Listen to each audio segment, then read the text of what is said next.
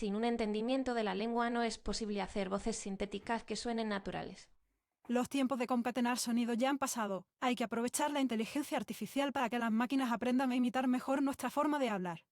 Hablamos con Claudia Colomés, lingüista y fletista profesional, experta en creación de voces sintéticas. Esto es Cuando las máquinas hablen, un programa de Fonos Radio.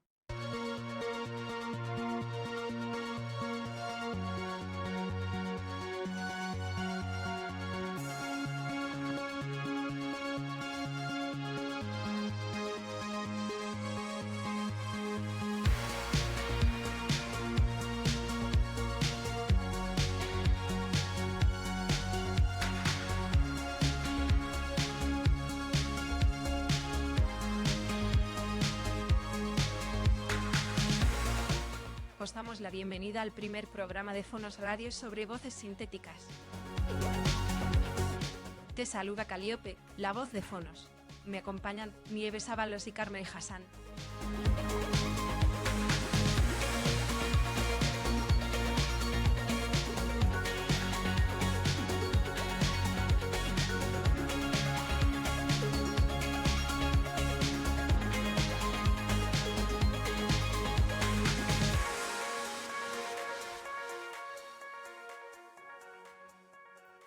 Buenas, Muy buenas, Nieves, ¿cómo estás? muy bien.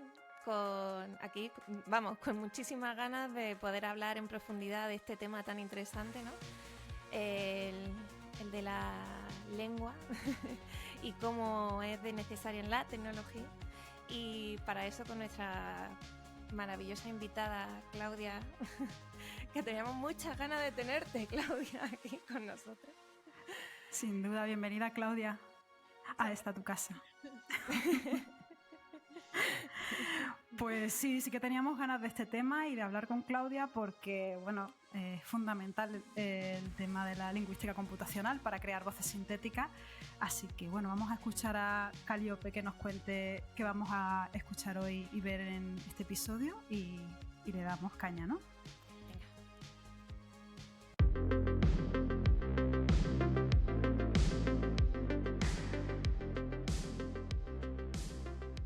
La lingüística computacional es imprescindible para la creación de voces sintéticas y el desarrollo de las tecnologías del habla.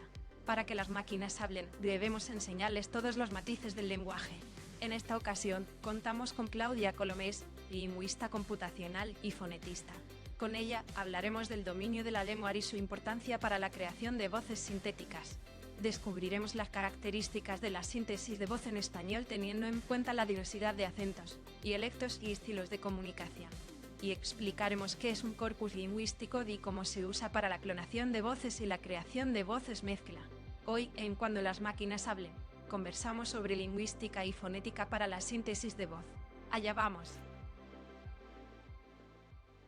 Pues un súper temazo. Tenemos el temazo del año aquí. Pues lo primero, antes justo de hacerte la primera pregunta, Claudia, vamos a hablar de síntesis de voz, ¿no? Para refrescar a quien nos escucha en qué consiste la síntesis de voz, vamos a hacer un breve resumen de las fases, ¿no? Y qué pasa ahí. Cuando creamos modelos de síntesis de voz, ¿no? Trabajamos en dos partes. La primera parte, en la que a partir de unos datos conseguimos que la tecnología aprenda a imitar esos datos. ¿Con qué datos estamos trabajando cuando hablamos de síntesis de voz? Con voces. Y otras cosas que vas a contar ahora, que no me quiero adelantar. Y luego está la segunda fase. Una vez que el modelo ya es capaz de imitar esa voz humana, pues le diremos a ese modelo, oye, tengo aquí este texto, quiero que me genere un audio como si lo dijera a esta persona o este conjunto de personas, ¿no? Entonces, una vez explicado ese proceso así por encima, te queríamos hacer la primera pregunta. Dentro de todo esto, lo mencionábamos al principio, ¿no? Está la lingüística ahí presente. ¿Qué es la lingüística computacional, Claudia? ¿Y por qué es importante para la creación de voces sintéticas? Pues, a ver, la lingüística computacional es una disciplina que se ocupa de la lengua, pero también de cómo las máquinas procesan la lengua. Y cuando digo procesan, me refiero no solo a la hora de generar mensajes, sino también de entenderlos, ¿no? A mí, cuando digo que soy lingüista computacional, me gusta decir que soy profe de español de las máquinas. Es decir, les enseño a hablar, pero también a entender. Muy bien. Es muy buena metáfora, ¿no? ¿Y, ¿y por qué crees que la lingüística computacional es importante? O sea, tú durante el proceso, ¿no? Realizas un montón de tareas, ¿no? Sin ti, esa voz sintética, eh, eh, ¿cómo sería? Claro, no podría llegar a existir. O sea Eso que... es. A ver, cuando hablamos tomamos muchísimas decisiones, ¿no? Cuando leemos un texto también tomamos muchísimas decisiones de las que no somos del todo conscientes. Por ejemplo, si estoy hablando con cualquiera de vosotras, ¿no? Contigo, Carmel, y te pregunto quién es Jane Fonda, tú me contestas y luego te digo, oye, ¿y cuál fue su última serie? Sabes que su se refiere a Jane Fonda.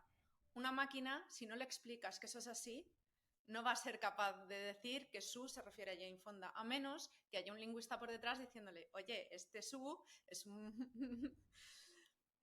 Pues Sí, el sigo que exactamente. se refiere a esta persona que se menciona anteriormente, ¿vale? Eso, por ejemplo, sería a la hora de comprender un mensaje, pero a la hora de generar o de leer, ¿vale? Que sería más lo que, por ejemplo, la parte de normalización de un texto. Si tú tienes un... Nos vemos a las 13:00, ¿cómo es eso? Puedes leerlo a la 1, pero entonces es ambiguo, es a la 1 de la mañana o a la 1 de la tarde.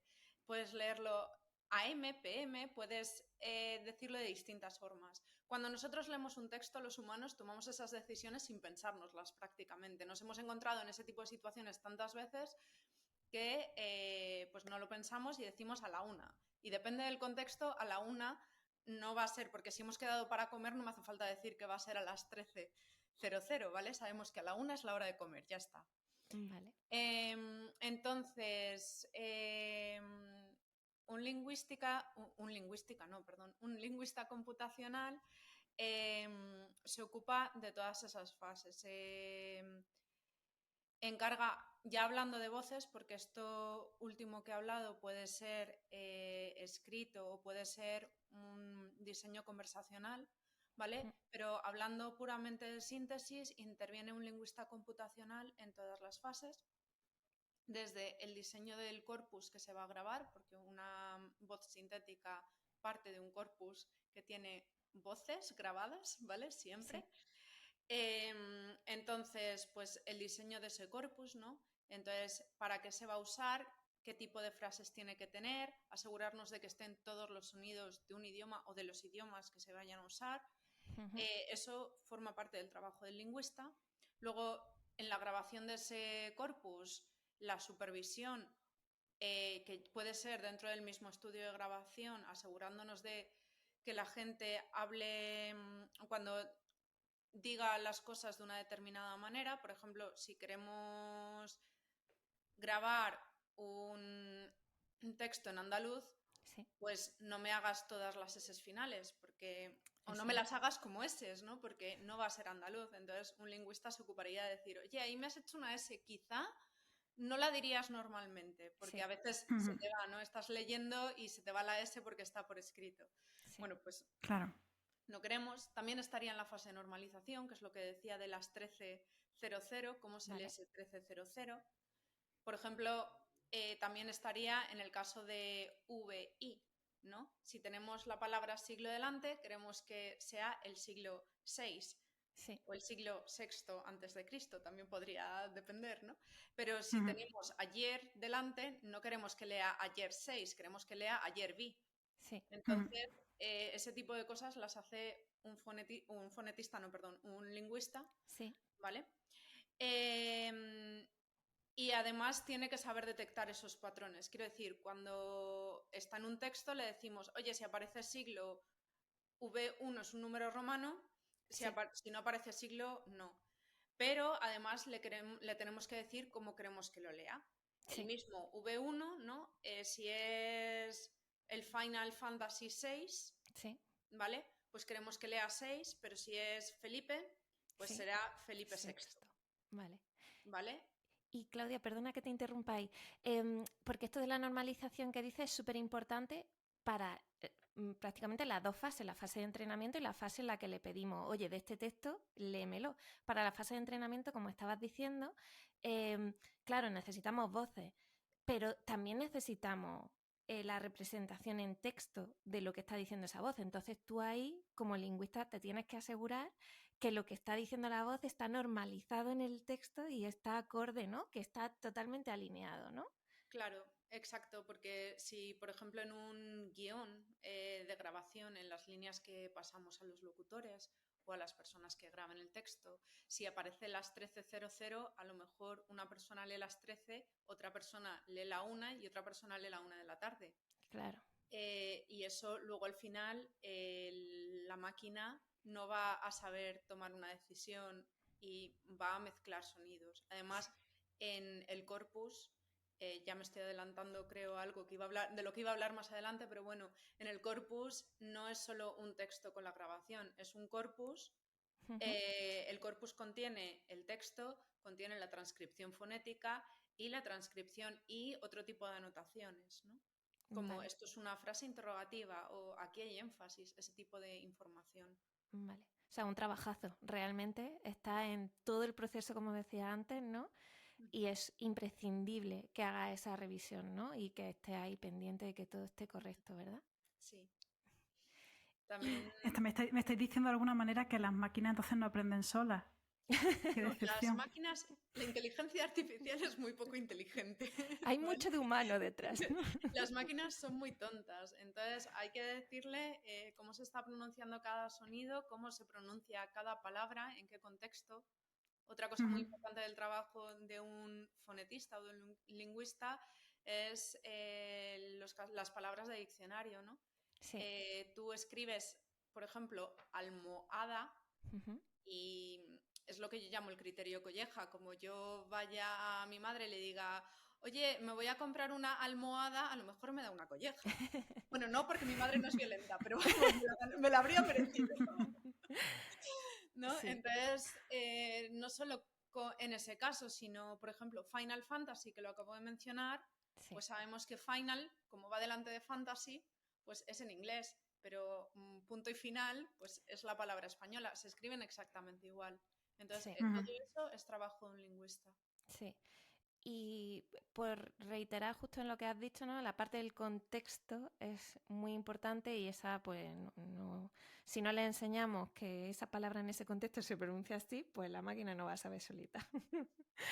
Exacto. Y Claudia, volviendo, centrándonos un poco más en la voz, ¿no?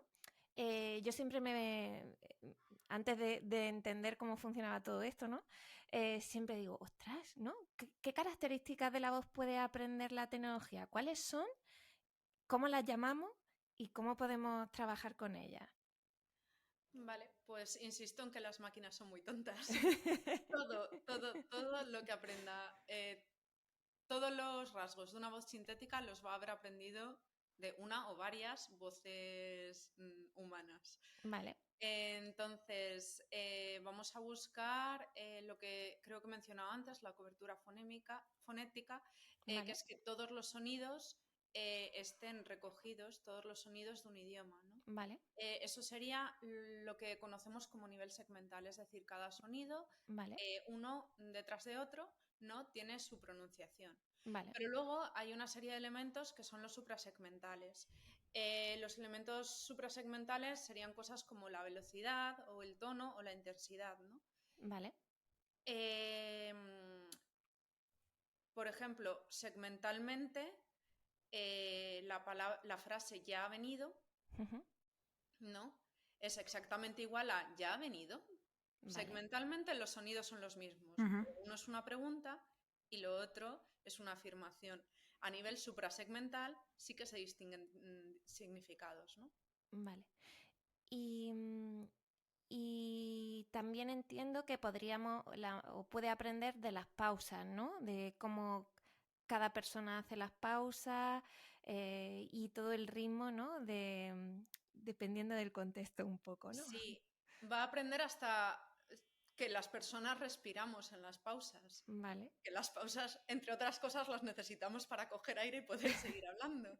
Entonces, si tú en un corpus que te grabas respiras, Sí. que será lo normal, que alguna respiración haya, pues probablemente luego lo reproduzca. Vale. Si usáramos este podcast que nos estamos riendo, pues probablemente la voz sintética aprendiera a reírse. Lo que no Vale. aprendería es el contexto en el que se puede reír y en el contexto en el que no, ¿no? Eso es. Lo mismo se ríe random, ¿no? Aleatoriamente.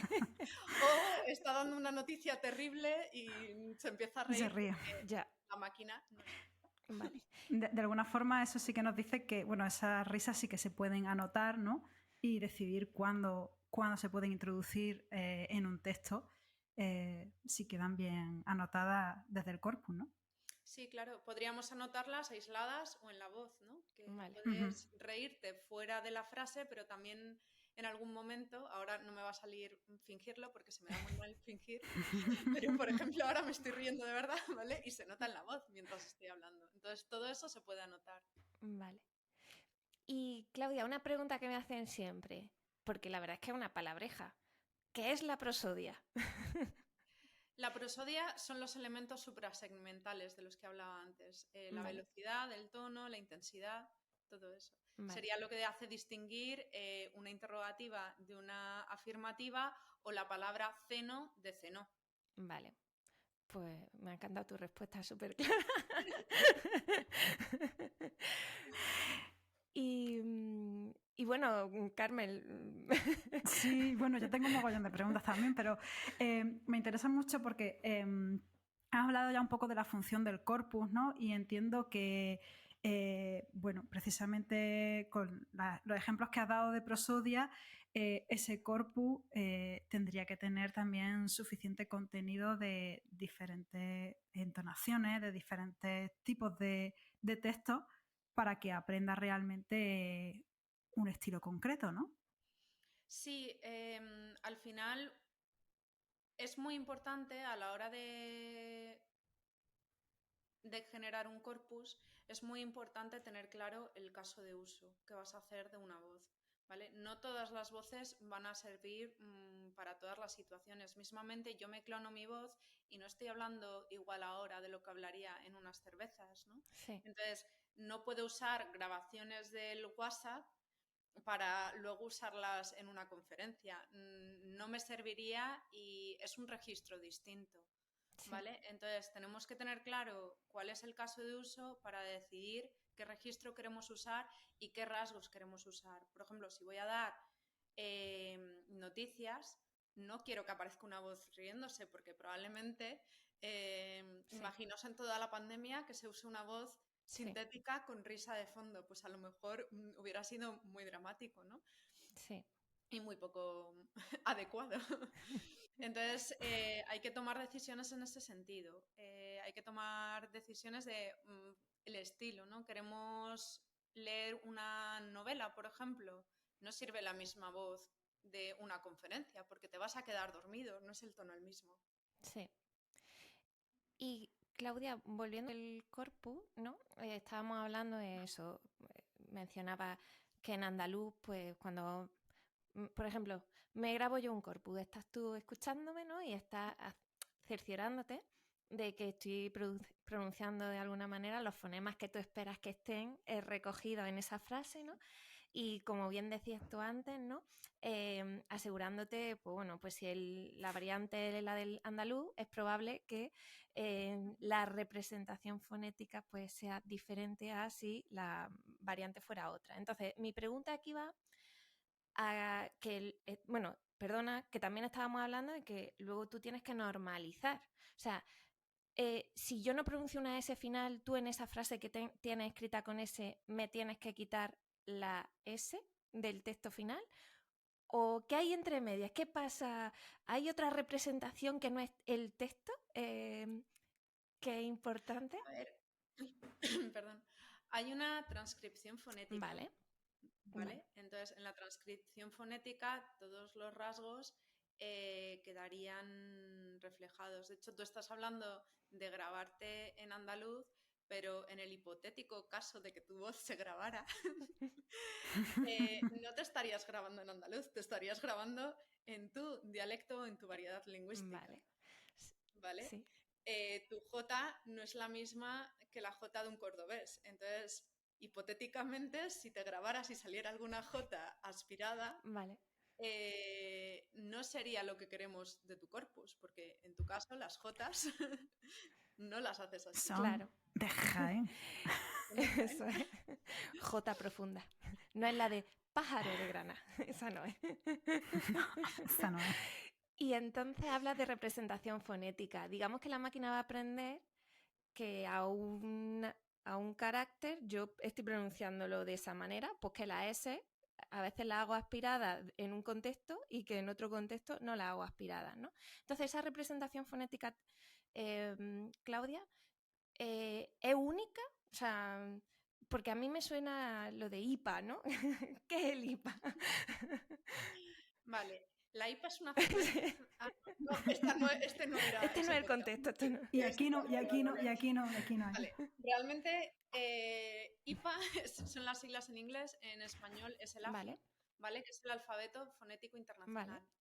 ¿Vale? Aparte de los alfabetos que conocemos, A, B, C, D, E, ¿vale? Existen representaciones fonéticas que son las representaciones del sonido en sí. En español, es verdad, bueno, y en español, hablando del estándar, que es algo muy poco real, pero en español es verdad que tendemos a escribir parecido a cómo pronunciamos luego las palabras. No es el caso del inglés, por ejemplo, que es bastante, quiero decir que una misma palabra se puede pronunciar de forma muy distinta. Vale. Entonces, el IPA o el AFI más bien es un sistema de representación fonética a través del cual se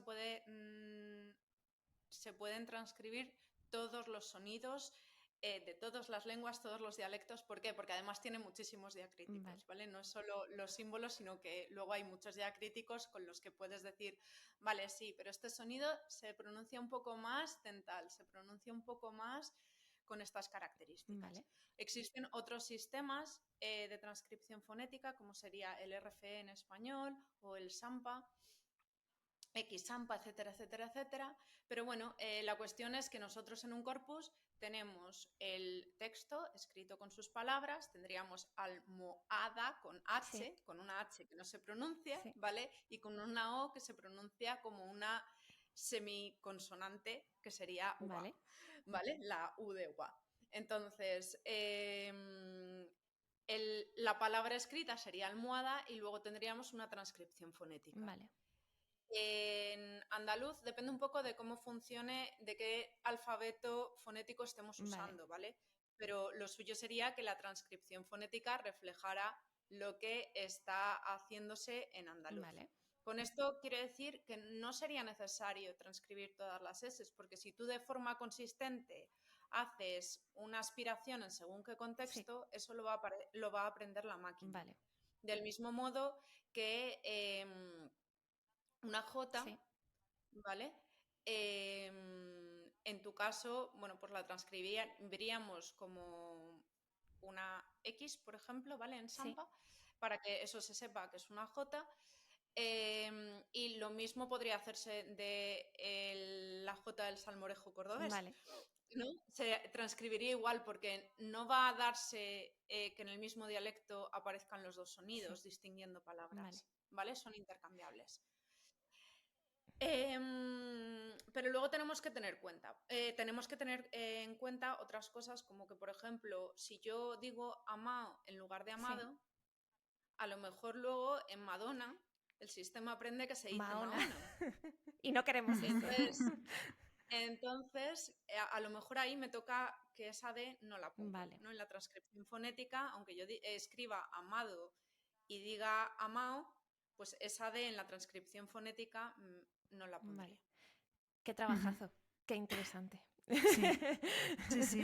Lo que estamos viendo es que en del corpus dependen muchísimas cosas, ¿no? O sea, es por una parte dependiente del estilo, lo que hablábamos, bueno, estilo prosodia, ¿no? Que comentabas, es dependiente de los acentos o dialectos que vayas a tomar de cada idioma, ¿no? O sea, no sirve lo mismo un corpus diseñado o pensado para un idioma, por ejemplo, el inglés o el árabe, que para el español con todas sus variantes lingüísticas, o sea, con todas sus variantes dialectales, ¿no? Y todos sus acentos. ¿De qué otras cosas depende realmente el corpus? Hay muchos matices que parece que tiene. Bueno, dependería, claro, en inglés tienen otros sonidos que nosotros, nos serviría grabar nuestros sonidos y luego intentar reproducir otros, no quedaría bien. La entonación de una persona gallega es muy distinta a la mía, eso también estaría ahí, ¿no? Luego también tendríamos lo que hemos hablado de las emociones, si yo estoy enfadada, si estoy alegre, eso por ejemplo sería algo que podríamos decidir si queremos tenerlo en el corpus o no. A lo mejor nuestro corpus, para mi voz sintética, yo solo me voy a dedicar a dar noticias, entonces no voy a mostrar enfado. O a lo mejor sí. Las emociones o los distintos estilos. Al final va a depender mucho del caso de uso y de para qué queramos la voz. Entonces, en esos casos de uso podemos ahora profundizar un poquito más, pero a mí me pregunto entonces qué expectativas podemos llegar a tener en cuanto a la naturalidad del sonido. Es verdad que no va a ser como una voz humana, pero puede llegar a resultarnos, podemos llegar a conseguir un sonido natural en voces sintéticas gracias a un buen diseño de corpus y una buena grabación de muestras. Sí, podemos conseguir un resultado muy natural haciendo un corpus bueno, un corpus que esté bien adaptado a lo que queremos y luego también con mucha anotación. Es decir, que no basta con grabar un buen corpus si luego en la segunda fase de la que hablaba Nieves, cuando tú estás escribiendo un texto, ¿vale? Por mucho enfado que hayas grabado, como no digas esta frase, quiero que me la leas con enfado, la máquina no va a saber decirlo. Entonces sí se puede conseguir un estilo muy natural, pero va a ser una voz sintética natural, no va a ser una voz humana natural. No, no es nuestra intención, ni creo que deba serlo, el decir que una voz sintética es una voz humana. No es lo mismo. Las personas que se dedican, los profesionales de la voz, son personas que son profesionales de la voz, ni siquiera las personas que tenemos voz podemos hacer lo que hacen ellos. Yo no puedo poner la voz de una niña y sin embargo en los dibujos animados los niños están doblados por actrices de doblaje, ¿no? Entonces todas esas cosas que puede hacer una voz humana y sobre todo una voz de una persona que se dedica profesionalmente a ello, no son cosas que queramos que consiga una voz sintética. Queremos que resuelva una serie de problemas como poder leer textos, cualquier tipo de texto sin tener que grabarlo previamente, como poder hacer mismamente, me confundo en este podcast, pues a lo mejor queremos editar alguna cosa, ¿no? Y cambiar lo que estoy diciendo. Ese tipo de cosas son soluciones y pueden sonar muy natural, pero no podemos pretender que sea lo mismo que una voz humana, porque son usos distintos. Claro, que por lo menos sea agradable, ¿no? El escucharla y que de alguna manera la comunicación del texto que está leyendo sea afectiva, ¿no? Y que, bueno, que nos resulte cercana, ¿no? Claro. Me ha encantado, Claudia, justo esto que mencionabas, ¿no? Yo creo que es lo más importante de todo, ¿no? Hablando de naturalidad, pues se podría conseguir una voz natural que también hable un dialecto, ¿no? No necesitamos una voz natural que sea en un español estándar. Estándar, ¿vale? Estoy abriendo ese melón. Sí. Gesto de comillas. Vale, sí, claramente se puede conseguir lo mismo que se puede conseguir en distintos idiomas o estándares de idiomas, se puede conseguir en un dialecto o se puede conseguir en una variedad lingüística que no necesariamente tiene que considerarse dialecto. ¿Por qué digo esto? Porque estábamos hablando del andaluz y luego hemos matizado, sí, ¿no? Que el andaluz de Nieves y el andaluz de Carmel no son el mismo. Sí. Cada una tenéis vuestra variedad lingüística.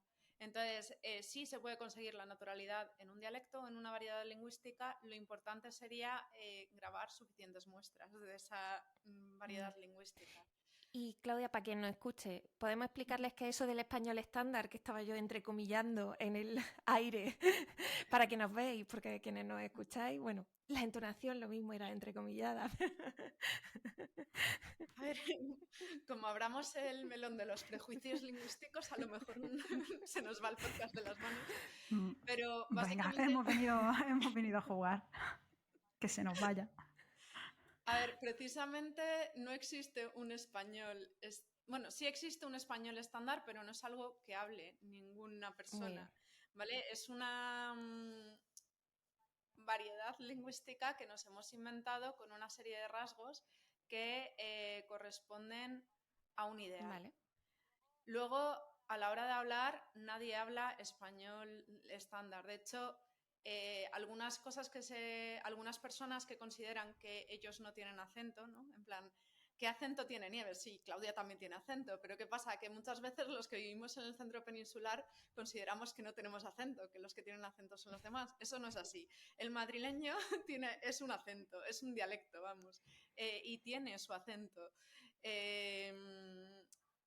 Decimos Madrid o decimos Madrid, no decimos Madrid, que sería lo que el estándar quiere que digamos. Vale.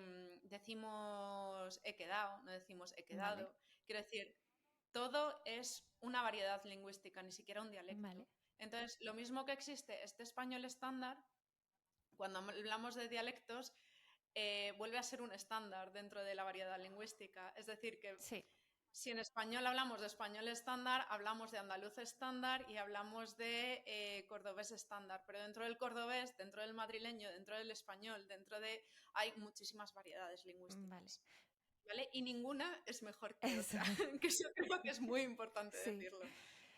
Sí, efectivamente, eso es súper importante decirlo. Por cierto, decir que yo versus el resto de variedades del andaluz, como jiennense, yo siempre he pensado, o pensaba, no ahora, pensaba que yo no tenía acento de Andalucía. Yo no entendía cómo la gente me reconocía si yo no tengo acento. ¿Sabes? Hasta que te fuiste a Madrid. Que fui a Madrid. Si yo no tengo acento, ¿cómo sabéis que soy andaluza? Bueno. Y fuera coña, Claudia, ¿cómo crees que podríamos poner, gracias a las voces sintéticas, en valor esta diversidad lingüística que comentas? Porque, o sea, ¿es necesario que las voces sintéticas sigan todas ese español estándar a la hora de pronunciar? No sé, ¿qué opinas al respecto? A ver, no, obviamente no. Lo mismo que las personas no usamos ese español estándar, ni tampoco tienen por qué ser voces del centro peninsular o voces madrileñas o vallisoletanas o... creo que lo interesante de las voces sintéticas es que puedes usar quiero decir, por nuestra parte sería ofrecer una gran variedad de dialectos en voces sintéticas, eso pondría en valor esas voces sintéticas, pero ofrecerlas no sirve de nada si la gente no las usa. Vale. Y creo que es lo que podemos ver en la televisión, ¿no? En los anuncios siempre se usan a actores de doblaje, a locutores con un español estándar.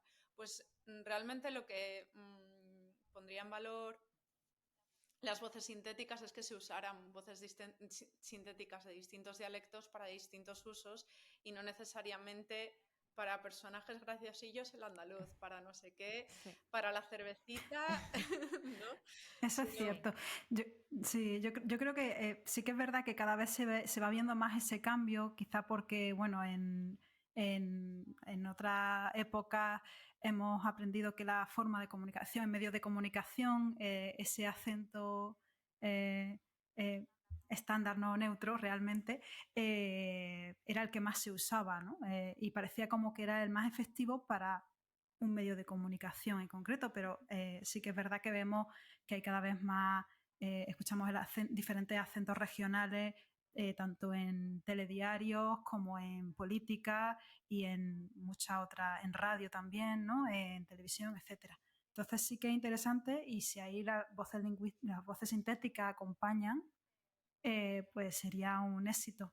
Yo he de decir personalmente que a mí me cuesta a veces escuchar mi voz sintética con acento andaluz. Fíjate.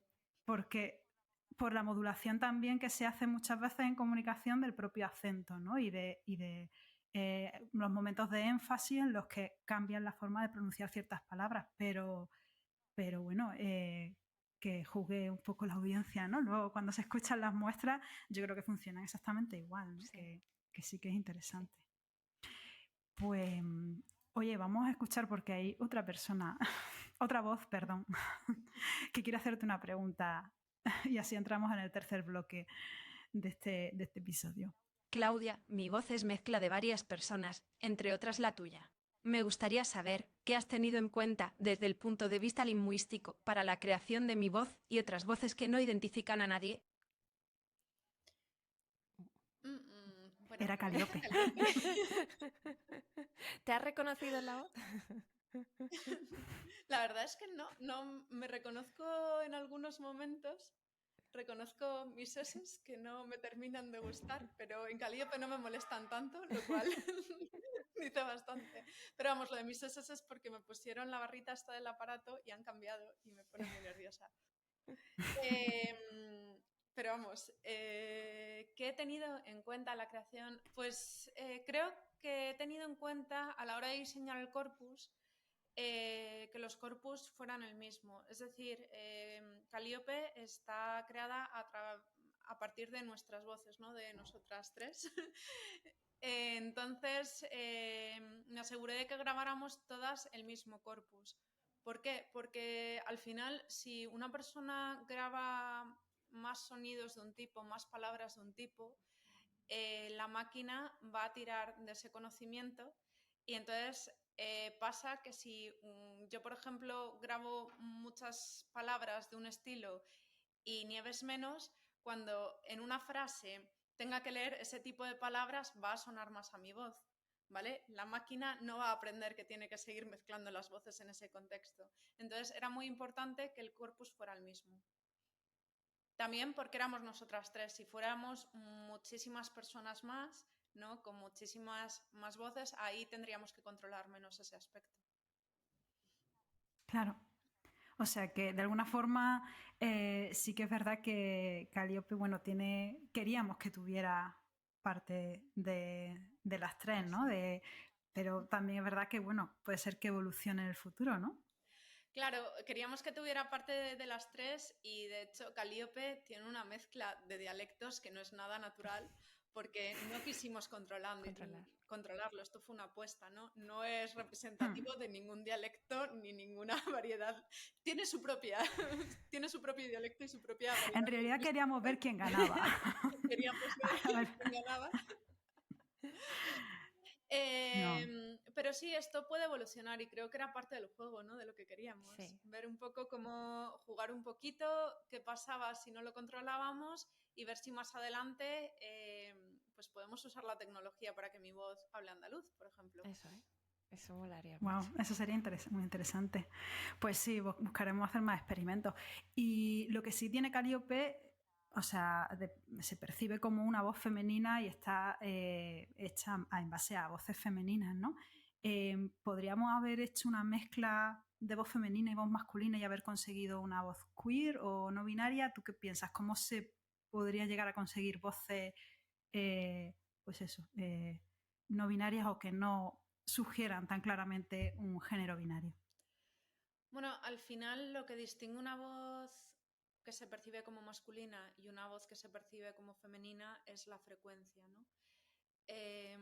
Al final, si conseguimos grabar un rango de frecuencias de voces, vamos, tantas voces que tengamos el espectro de frecuencias completamente cubierto, podríamos tirar a una voz más intermedia que perceptivamente no nos suene tanto a una voz de hombre o a una voz de mujer. Dicho esto, la mejor forma de conseguir que una persona queer o una persona no binaria o cualquier persona, ¿vale? También podríamos hablar de dialectos en este caso, es grabando a esas personas. para luego generar nuevas voces. No quiere decir que vayamos a usar su voz en concreto, sino tener esas voces en el inventario, porque si no caemos un poco en el despotismo ilustrado, ¿no? Todo para el pueblo, pero sin el pueblo. No, si queremos visibilizar y si queremos que esa voz sea representativa, tienen que formar parte del proceso esas personas. Total. Claro. Y también voy a repetir lo que he dicho, ¿no? También ver para qué usos vamos a usarla, la casuística, ¿no? Porque una cosa es cómo lo usamos y luego qué tipo de palabras vamos a usar. También eso va a influir en los textos. Entonces, bueno. Pues mola. La verdad es que se abren como muchas más posibilidades, ¿no? A la hora de vernos representados quizás por esas voces tecnológicas, ¿no? Que llevan ya muchos años entre nosotros y que no nos terminaban de representar, ¿no? Ya sea a nivel de dialecto o a nivel de cómo nos sentimos y cómo nos expresamos, ¿no? Así que Sí. Gracias, Claudia, también, ¿no? por este trabajo que hacéis los lingüistas, ¿no? Para que esto sea como mucho más inclusivo. Te quiero hacer, yo no sé si la última pregunta, que lo mismo sale alguna más. Pero es que en el episodio de tecnología, el episodio anterior, hablábamos pues de los grandes modelos del lenguaje, ¿no? Y aparte de esos también otros modelos generativos que nos permiten clonar una voz, ¿no? Con pocas muestras. Nosotros siempre hemos hablado, ¿no? De que esto es genial para personas que han perdido su voz, ¿no? Y de las que no podemos tener muchos minutos por eso mismo, porque no los tengan grabados de antes o porque lo mismo ahora tienen una peor calidad y les cuesta mucho hablar, ¿no? En ciertas situaciones. ¿Cuál sería el mínimo de esas grabaciones que debemos tener de una persona para poder preservar al menos su identidad? Queremos quedarnos con que esa persona se pueda ver reflejada, ¿no? En su voz. ¿Qué necesitaríamos? A ver, es una pregunta muy difícil porque creo que el tema de la identidad es un tema muy complejo, ¿no? Cada persona va a verse identificada en función de qué es lo que quiere usar con la voz. Puede que haya una persona que está perdiendo la voz o que tiene cualquier tipo de problema de habla que lo que quiera es dar conferencias. No va a ser el mismo caso de una persona que quiera usar su voz para leerle cuentos a su hijo, ¿vale? Entonces creo que más que la respuesta a cuál es ese mínimo es adecuar el corpus al caso de uso, que a lo mejor toca grabar más porque es una persona que quiere dar conferencias y quiere leerle cuentos a sus hijos. Entonces, pues en ese caso habrá que grabar más, pero si solo es para conferencias, a lo mejor le importa menos que pueda reírse en un momento dado la voz o no puede ser una voz más plana. Entonces, al final va a depender mucho del caso de uso y no te sé dar una... Creo que me estoy repitiendo todo el rato diciendo, depende del caso de uso, pero creo que una parte muy importante es que el usuario de una voz sintética sepa ajustar sus expectativas sobre la voz sintética, ¿no? Si tú grabas algo, eso es lo que va a hacer la voz sintética. No va a ser capaz de hacer más porque no ha aprendido más. La máquina no ha aprendido más. Entonces, es verdad que para este tipo de casos lo ideal es que no tengan que grabarse muchos, pero como no se han grabado mucho, tampoco va a conseguir reflejar todos los matices de su voz humana, partiendo de que eso ya hemos dicho que no es el objetivo, ¿no? Sí, efectivamente. Sin duda. O sea, realmente muy potente eso. O sea, todo empieza por conocer para qué quieres utilizar esa voz sintética y a partir de ahí viene todo el trabajazo que has explicado de diseño de ese corpus específico, de recogida de muestras, de normalización y bueno, y también de pruebas, ¿no? Pues ha sido súper interesante. En realidad podríamos seguir. Podemos hacer un capítulo 2 hablando de voces, identidad y personalidad. Pero eso ya con cerveza. Eso con cerveza, con IPA, de verdad. Pues sí. Y nada, o sea, muchísimas gracias, Claudia, por tu tiempo, por tu conocimiento y por tu trabajo. Y yo creo que vamos a despedirnos, ¿no? ¿Qué te parece, Nieves? Sí, yo creo que... ¿Se nos ha quedado algo más? Bueno, y si se nos queda algo más, yo animo a quienes nos estáis viendo o escuchando, si tenéis alguna pregunta, alguna duda que os surja, escribirnos. Podéis enviarnos incluso mensajes de voz, creo, por Spotify. O bueno, simplemente en todos los canales. Estamos escuchándoos. y no sé, Carmel. Ya nada más, pues nos despedimos entonces hasta el próximo episodio. Venga, un abrazo grande. Un abrazo muy grande. Gracias, Claudia. Muchas gracias, Claudia. Ha sido un placer hablar y ser escuchada. Muchas gracias por estar ahí. Nos vemos en el próximo episodio.